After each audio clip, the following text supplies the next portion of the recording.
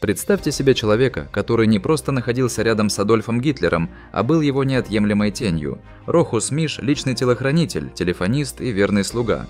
Он видел Гитлера не только как архитектора разрушительной империи, но и как обычного, порой жутко непримечательного человека, способного на непредсказуемые вспышки и обаяние. «Я был солдатом, а не политиком», – любил повторять Миш, утверждая, что лишь выполнял свой долг. Он был последним, кто видел Гитлера в его предсмертные часы, и его воспоминания, казалось бы, должны были сорвать все покровы с мифа о диктаторе. Но Миш унес свои тайны в могилу, оставив за собой лишь обрывки, которые, как выяснилось, были лишь частью гораздо более темной картины. Это не просто рассказ о монстре, это пронзительный портрет человека, скрывавшегося за завесой безумия, и потрясающее разоблачение его молчания. Прежде чем мы перейдем к основной части, хотели бы попросить вас о небольшой поддержке. Лайк и подписка будут лучшей благодарностью. Спасибо. Судьба Рохуса Миша, родившегося в 1917 году в Силезии и рано осиротевшего, была по сути стечением обстоятельств, а не идеологическим выбором. В бурные 1930-е, когда Германия все еще переживала крах Веймарской республики и горькое послевкусие Первой мировой войны, многие молодые люди, включая Миша, поддались волне национализма. В 1937 году он вступил в СС, видя в этом не столько политическое призвание, сколько возможность обрести стабильность, регулярный доход и чувство принадлежности. Его жизнь резко изменилась в 1938 году, когда Миша отобрали в Лейбштандарт СС Адольф Гитлер, элитное подразделение, созданное для личной охраны фюрера. Это была не просто служба. Лейбштандарт был вершиной нацистской власти, куда попадали только те, кто считался абсолютно преданным. Требовались безупречная физическая подготовка, слепое повиновение и безграничная верность нацистскому делу. Подразделение было везде, где был Гитлер, на публичных выступлениях, на тайных встречах, постоянно окружая высшее руководство Третьего Рейха. Уже к 1940 году 23-летний Миш оказался в самом сердце личной охраны Гитлера, где ему суждено было стать свидетелем событий, которые определят не только его собственную жизнь, но и навсегда отпечатаются в истории. Он стал одним из немногих, кто мог свободно перемещаться по всем штабам фюрера, будучи его телохранителем, курьером и офицером связи. Эта уникальная близость к Гитлеру стала определяющим фактором всей жизни Миша и, в конечном итоге, его неоднозначного наследия. Рохус Миш был гораздо больше, чем просто личный телохранитель. Он буквально жил и работал в самом ядре нацистской машины, в личных комнатах и укрепленных бункерах, где принимались судьбоносные решения Второй мировой войны. Его обязанности выходили за рамки обычной охраны.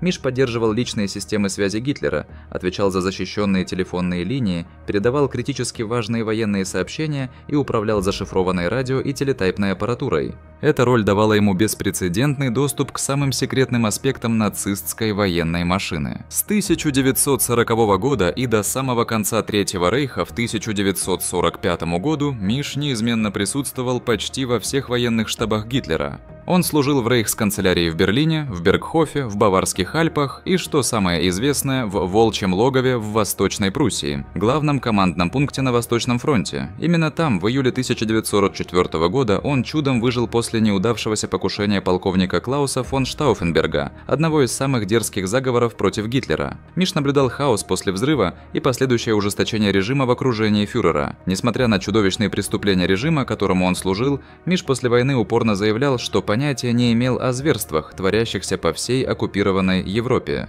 Он настаивал, что был всего лишь верным солдатом, выполнявшим приказы, и не знал о Холокосте или о механизмах нацистской политики истребления. Однако его близость к власти ставила под сомнение эти заявления. Миш часто был первым, кто получал срочные донесения с фронта и сидел прямо за дверями комнат, где проходили секретные совещания высокого уровня с участием таких фигур, как Генрих Гиммлер, Йозеф Геббельс, Герман Геринг и Альберт Шпеер. Он видел, как эти люди приходили и уходили, иногда в панике, иногда с ледяным спокойствием, когда ход войны необратимо менялся против Германии. И по мере того, как страна погружалась в хаос, его положение молчаливого свидетеля становилось все более опасным и сложным. К апрелю 1945 года некогда всемогущий нацистский режим неумолимо приближался к полному краху. Берлин, сердце империи Гитлера, был зажат в тиски наступающими советскими войсками. Война в Европе была практически проиграна, и немецкая армия отступала. В этом хаосе и разрушении Адольф Гитлер принял решение скрыться от публичного взора, укрывшись глубоко под рейхсканцелярией в фюрер-бункере, мощно укрепленном подземном комплексе, который должен был служить убежищем и командным центром в моменты крайней опасности. Среди тех, кто последовал за Гитлером в это подземное последнее убежище, был и Рохус Миш. Он последовал приказу о перемещении операций под землю, не подозревая, что идет навстречу одному из самых драматичных и печально известных событий современной истории. Запертые в бункере, условия быстро стали невыносимыми. Атмосфера была напряженной, давящей, пропитанной паранойей. Гитлер теперь лишь бледная тень человека, который когда-то командовал армиями по всей Европе, проводил свои последние недели, отдавая бредовые приказы и одержимо размышляя о предполагаемых предательствах. Он отказывался признавать полное поражение Германии, предпочитая верить, что причиной краха было внутреннее предательство, а не военное превосходство союзников. Рохус Миш оставался на своем посту на протяжении всего этого психологического упадка, поддерживая критически важные системы связи бункера. Но по мере того, как советская артиллерия с каждым часом гремела все громче, а донесения с поля боя становились все более безнадежными, даже обычные задачи казались сюрреалистичными. Война снаружи заканчивалась огнем и руинами, но внутри бункера нацистская элита цеплялась за свои иллюзии контроля, даже когда их мир рушился вокруг них. К концу апреля большинство защитников города были либо мертвы, либо захвачены, либо полностью отступили. Берлин превратился в поле отчаянной битвы, и сам бункер теперь был скорее тюрьмой, чем крепостью. Внутри Йозеф Геббельс, министр пропаганды Гитлера, оставался неистово преданным, как и Мартин Борман, личный секретарь Гитлера. Ни на секунду Миш не думал бросить фюрера. Но даже их решимость не могла скрыть правды, Третий рейх был обречен. 30 апреля 1945 года Адольф Гитлер и Ева Браун совершили самоубийство внутри фюрер-бункера. Ева приняла цианид. Гитлер, согласно большинству свидетельств, выстрелил себе в голову. Рохус Миш находился всего в нескольких комнатах, когда это произошло. Вскоре после этого Миш видел тела, завернутые в одеяло, которые пронесли мимо него по лестнице в сад канцелярии. Там, в соответствии с явными указаниями Гитлера, трупы были помещены в неглубокую воронку от снаряда, облиты бензином и подожжены. Цель состояла в том, чтобы не дать советской армии захватить останки и превратить их в жуткий военный трофей. Миш оставался под землей еще 3 дня после смерти Гитлера. К тому времени в бункере было жутко тихо, царила смесь страха, отчаяния и покорности. Еды было мало, боеприпасы заканчивались. И прежде всего они знали, что русские приближаются. Наконец, не имея других вариантов, и с советскими войсками, приближающимися к внешним оборонительным сооружениям бункера, Рохус Миш решил бежать. Но его бегство в советские руки не было концом истории. Это было началом почти 10-летнего плена и пожизненного молчания. Выйдя из относительной безопасности бункера, где он провел последние дни Третьего рейха, Рохус Миш был немедленно взят под стражу наступающими советскими войсками. Учитывая его близость к Адольфу Гитлеру как личного телохранителя и телефониста, Миш считался крайне ценным пленником. Советская военная разведка видела в нем источник бесценной информации о поведении Гитлера, его ближайшем окружении и, возможно, даже о нераскрытых военных планах. В результате Миша подвергали непрерывным допросам. В течение следующих 9 лет его перемещали между различными советскими трудовыми лагерями и тюрьмами строгого режима. Условия были невыносимыми: суровые зимы, принудительный труд, скудное питание и минимальный контакт с внешним миром. Допросы были частыми и изнурительными. Советские следователи хотели знать все: психологическое состояние Гитлера в последние дни войны, повседневный распорядок в бункере, действия и разговоры других ключевых нацистских фигур, а также любые секреты, которые могли остаться скрытыми после краха Рейха. Миш отвечал на то, что мог, но часто утверждал, что мало что знал, кроме того, что было непосредственно перед ним. В 1954 году, почти через 10 лет после его захвата, Миш был неожиданно освобожден. Он вернулся в изменившийся Западный Берлин, город, расколотый напряженностью холодной войны. Несмотря на политические потрясения и глубокую травму заключения, Миш тихо вернулся к гражданской жизни. Он открыл небольшой магазин и выбрал жить в том же районе, где когда-то вырос, как будто пытаясь вернуть себе часть жизни, которая была у него до войны. Многие годы он оставался в тени. В отличие от других бывших нацистов, которые либо предстали перед судом, либо бежали в изгнание, Миш остался. Он избегал публичности, не давал интервью и редко подробно рассказывал о том, что видел или пережил во время войны. Некоторые полагали, что он избежал преследования просто потому, что не имел высокого звания или не принимал важных решений. Другие считали, что это произошло потому, что он был немногословен, очень мало раскрывая во время допросов и сохраняя это молчание долгое время после.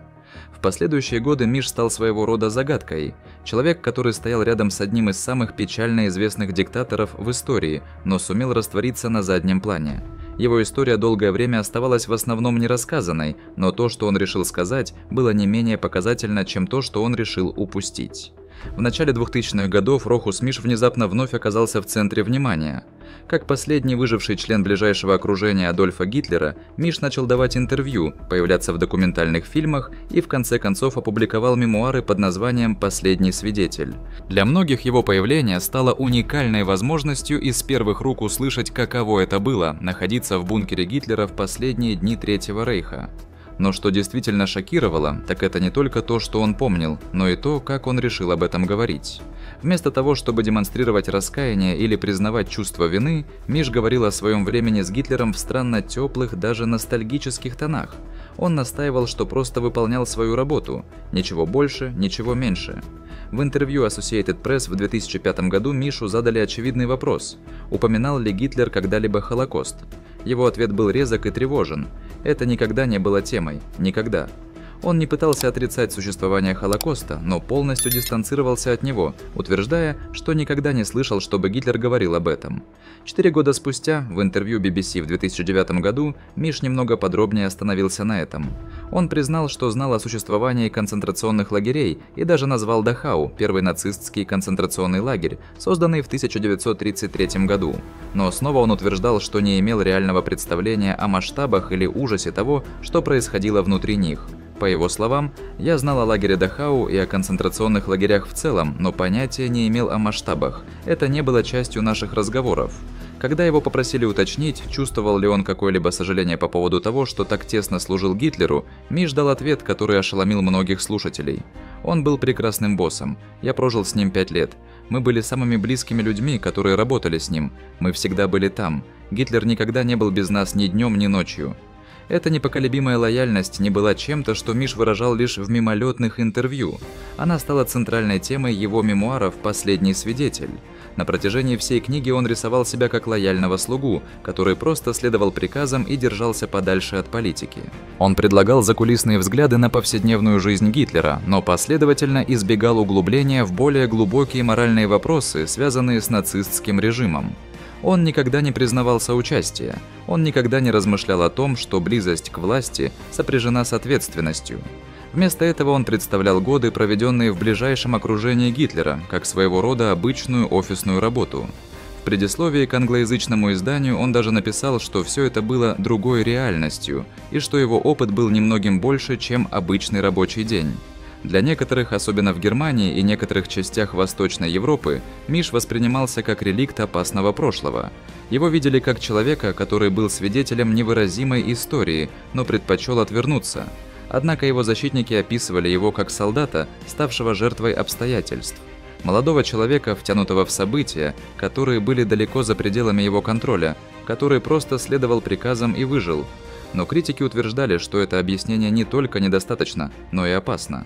Они обвиняли Миша в том, что он скрывался за своей лояльностью к Гитлеру, чтобы избежать ответственности за свою роль, какой бы незначительной она ни была, в преступном режиме. Представляя Гитлера как прекрасного босса и изображая себя аполитичным, Миш, казалось, уклонялся от более широкого морального расчета, который постиг так много других после войны. И вскоре после этих интервью и публикации его книги произошло неизбежное. Рохус Миш скончался 5 сентября 2013 года в возрасте 96 лет. Его смерть означала больше, чем просто уход отдельного человека. Она ознаменовала конец живой, прямой связи с одной из самых мрачных и печально известных глав в современной истории человечества.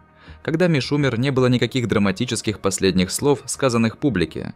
Не было исповеди вины, сердечных извинений и видимой попытки искупить свою роль в нацистском режиме. В смерти, как и в жизни, Миш сохранял позицию твердой лояльности и молчания относительно режима, которому он когда-то так тесно служил.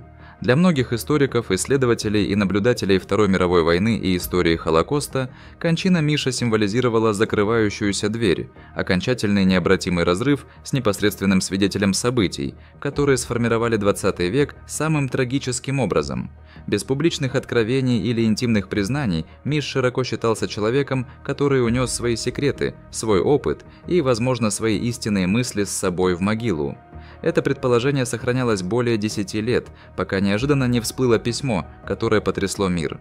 В начале 2025 года строители, проводящие плановые ремонтные работы в давно заброшенной квартире, сделали открытие, которое вызвало шок в историческом сообществе. Сообщалось, что квартира когда-то была занята Рохусом Мишем.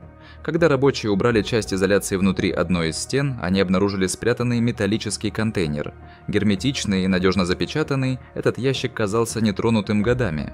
Внутри они нашли сложенный пожелтевший конверт, состаренный временем, но прекрасно сохранившийся. Он был написан от руки на немецком языке и датирован концом 2012 года, всего за несколько месяцев до смерти Миша.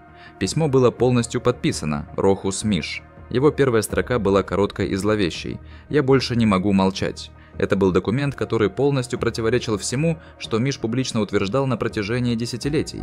В письме описывались события, свидетелем которых он был, служа в ближайшем окружении Гитлера. Многие из них, по его словам, мучили его годами. Миш признался, что лгал, чтобы защитить себя. Публично он всегда настаивал, что ничего не знал о худших преступлениях режима. Но в частном порядке, как выяснилось в этом последнем письме, правда была гораздо ужаснее. Он писал о политических врагах и предполагаемых предателях, которых заживо закапывали, часто в отдаленных лесных районах. Он утверждал, что казни проводились без пощады и суда. Согласно письму, сам Гитлер иногда наблюдал за убийствами из-за защитного стекла.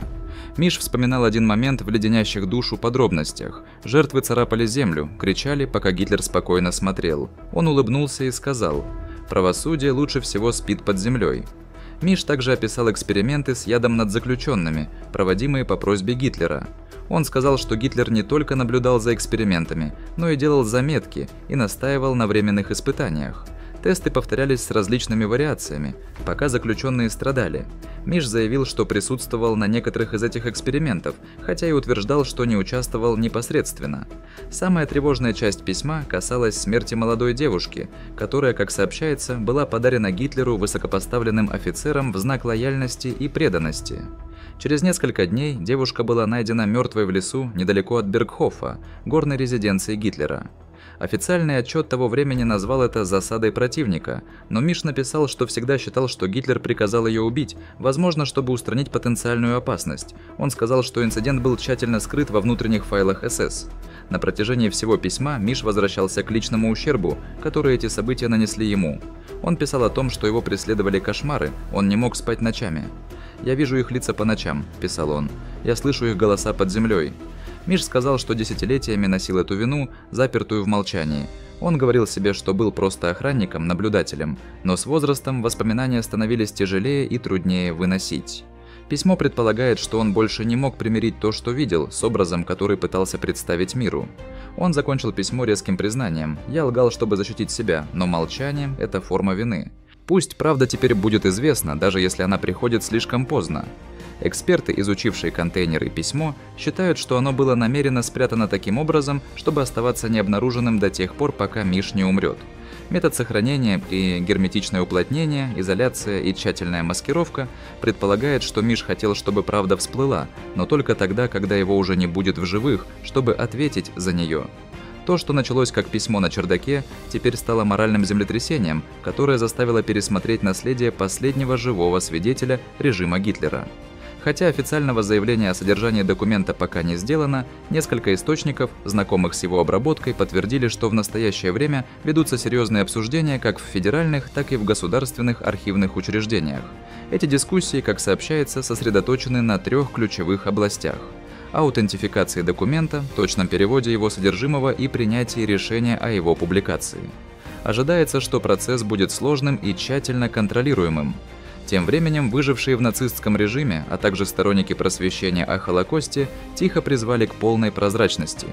Они утверждают, что письмо, если оно будет подтверждено, может дать критически важное новое представление о поведении Адольфа Гитлера и внутренней работе руководства Третьего Рейха. По мнению некоторых экспертов, описания в письме могут даже привести к обнаружению давно скрытых документов или неизвестных лиц, которые могли быть свидетелями ключевых событий. Не все согласны с тем, как действовать дальше. Некоторые историки и аналитики якобы советовали проявлять осторожность, предупреждая, что поспешные выводы без полной проверки могут принести больше вреда, чем пользы. В то же время небольшая, но активная группа критиков выразила сомнения в обстоятельствах обнаружения письма. Они ставят под сомнение мотивы строителей, которые, как сообщается, нашли документ, предполагая, что они могут искать огласки или финансовой выгоды. Однако руководитель бригады отверг эти обвинения, заявив, что команда немедленно передала письмо властям и никогда не намеревалась привлекать внимание СМИ. Несмотря на эти заверения, подозрения продолжают сохраняться в некоторых кругах. На фоне продолжающихся дебатов, несколько независимых источников, имеющих доступ к расследованию, в частном порядке заявили, что письмо почти наверняка подлинное. Один источник, который, как сообщается, просмотрел ключевые части письма, сказал, что оно слишком идеально соответствует фактам, которые Миш не мог знать, если бы он не был там и если бы он действительно не слушал. На данный момент общественность гудит, потрясенная письмом, которое медленно начинает просачиваться в сеть. Многие с нетерпением ждут полного обнародования письма, которое, как ожидается, предоставит больше информации о его содержании. Но одно можно сказать наверняка: человек, который всю жизнь отрицал ответственность, защищал Гитлера и заявлял о своем неведении о преступлениях вокруг него, возможно, приберег самые ужасающие истины для того времени, когда он уже не мог быть привлечен к ответственности. И тем самым Рохус Миш, возможно, наконец-то признался в смерти в вине, с которой он никогда не мог столкнуться при жизни. Огромное спасибо всем, кто досмотрел этот выпуск. Ваша поддержка, лайк и подписка очень важна для нас. И не забудьте нажать на колокольчик, чтобы всегда оставаться в курсе последних новостей и не пропускать наши новые видео.